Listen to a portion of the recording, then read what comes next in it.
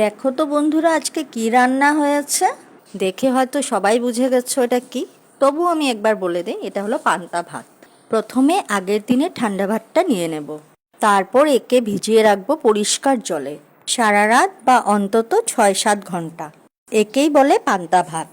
এইদিকে আমি নিয়ে নিয়েছি আলু সেদ্ধ করে, আর সঙ্গে নিয়েছি পেঁয়াজ, শুকনো লঙ্কা, কালো জিরা তেলে ভেজে সুন্দর করে মেখে নিয়েছি। এইভাবে আলু সিদ্ধ অনেক টেস্টি হয়, একবার ট্রাই করে দেখো। আর একদিকে আমি ভাজছি মুসুর ডালের বড়া, পেঁয়াজ, লঙ্কা আর আদা কুচিয়ে। তো এখন সার্ভ করা যাক। এই দেখো, আমি নিয়ে নিয়েছি পান্তা ভাত, সঙ্গে নিয়েছি কাঁচা পেঁয়াজ, কাঁচা লঙ্কা, লেবু, আর যে আলু সিদ্ধ মেখেছিলাম ওটা, সঙ্গে আছে মাছ ভাজি, আর নিয়ে নিয়েছি মুসুর ডালের বড়া। পান্তা ভাত গরম দিনে তো অনেক ভালো লাগে, কিন্তু আমার সব সময় এটা প্রিয়।